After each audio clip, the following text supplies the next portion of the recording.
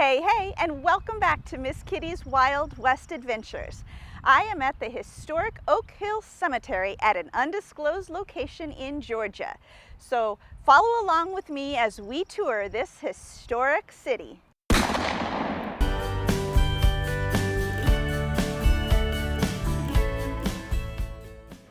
Hey, Wild West Adventures, have you figured out where we're at? We are at stop number 1 of the self-guided tour through Griffin to see all of Doc Holliday's stomping grounds. And what you're seeing behind me is a lot. Originally on this lot stood a home, and this is the home that John Henry, Doc Holliday, was born in and spent his first few years. Be sure to stick around because we have 7 stops to get to, so it might be a little bit longer than my usual videos, but trust me, you're not going to want to miss. So watch all the way until the end. Have you ever been to Georgia? Beautiful state, Georgia. Very green. I was forced to leave Georgia. I fear that I will never see it again. Hey, Wild West Adventures. We're here at stop number 2. This is Camp Stevens. It was a Confederate camp. The land itself was owned by Doc Holliday's father, and in 1862 to 1864, his father sold off a lot of properties, including this one, to fund his move down to Valdosta. I've not yet begun to defile myself. If you're liking this video, be sure to give it a thumbs up, like, share, and subscribe. Hey, Wild West Adventures. We are at stop number 3 on our historic Griffin Doc Holliday self-guided tour. And this is the Griffin Fire Station, but it sits on the ground of what used to be the Presbyterian Church here in Griffin. And it was at this church on May 21st, 1852, that the infant son of Henry B. and Alice Holliday, we all know him as Doc Holliday, was baptized here. Again, that was March 21st, 1852, at the Presbyterian Church here in Griffin, Georgia. Father Feeney and I were just investigating the mysteries of the Church of Rome. It appears hypocrisy knows no bounds. Hey, this is stop 4 on our tour through Griffin, Georgia. Here we are at the gravesite of Martha Eleanor Holliday. This was the older sister of Doc Holliday, but she died in infancy, so she's technically a little sister. She died when she was just 6 months old in 1850, so she never met her younger brother. There's no noble life, White.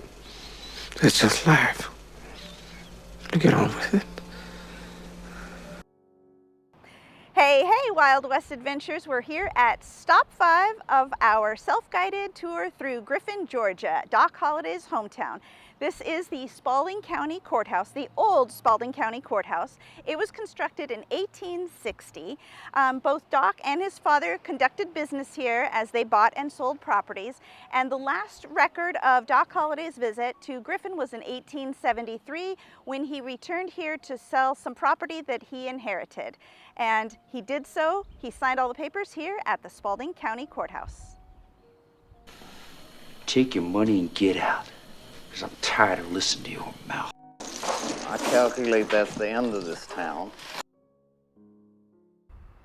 If you're liking this video so far and would like to see more, please be sure to give it a thumbs up. And if you're not already, hit the subscribe button.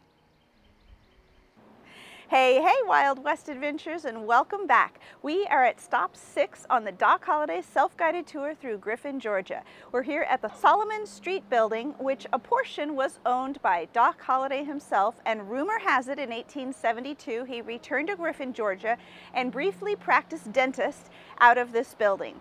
Within a year, he ended up selling it. We saw that at the courthouse. I mentioned the selling of the building, and then he started his way out west, of course, first stopping in Texas and then later famously in Arizona. I myself was a dentist. I was proud to be a dentist. I did not hide the fact that I was a dentist. How are your teeth, White Oak? Here is a frontal photo of the Doc Holliday's Saloon, which is the Solomon Street building here in Griffin, Georgia.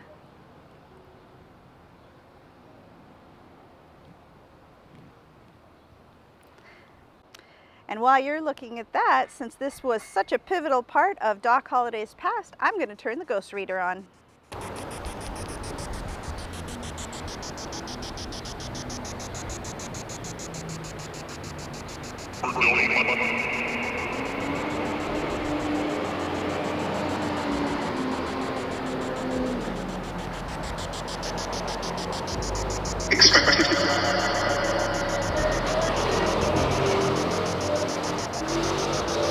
Hey Doc, are you still haunting your dentist office?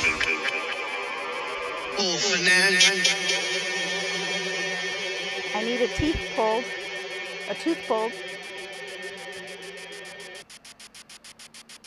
Yeah. Do you have laudanum?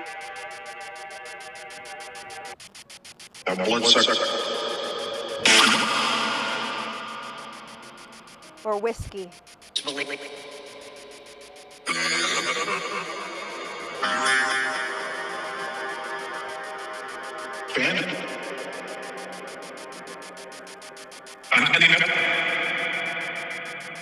Come, darling, let's seek our entertainment elsewhere. What's wrong, Doc? That's another thing. I'm right as the mail. This is quite a big cemetery, but something makes me think we're getting pretty close to the site we need to be at. Call me Doc. If you've stuck with us this long, you know there is only one place that we could end our tour of Griffin, Georgia, and that is at Doc Holliday's grave. So Doc Holliday died on November 8th, 1887 in Glenwood Springs, Colorado. And he does have a gravestone there at the Linwood Cemetery on top of a hill overlooking town. But there are some people who believe that when his father, Henry Holliday, learned of his death, he came to Glenwood Springs and carted his son's body back to Griffin, Georgia, where he knew his southern son would want to be buried. And some say that this grave here is the grave of Doc Holliday himself, and that the corresponding grave next to it is that of his father. They were estranged at the time of Doc's death, and it was believed that his father wanted to be united in death with his son. And as you know, it is tradition to leave a coin on a grave, so I'm going to leave this penny along with one of my business cards here on Doc Holliday's grave.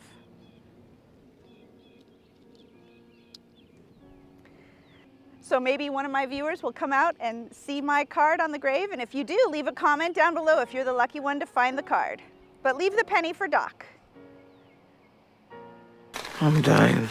I don't want to play anymore. Say goodbye to me. I'll be damned. This is funny. This is Miss Kitty with Miss Kitty's Wild West Adventures. I want to thank you for coming along with us on a tour of Griffin, Georgia, as we walked through the life of John Henry Doc Holliday, and we ended up here at his grave. Is it his grave? I don't know. Leave a comment down below. Let us know what you think. If you like this video, please be sure to give it a thumbs up, hit the subscribe button, and hit the bell for notifications. Share with your friends. And in the meantime, I will catch you on down the trail.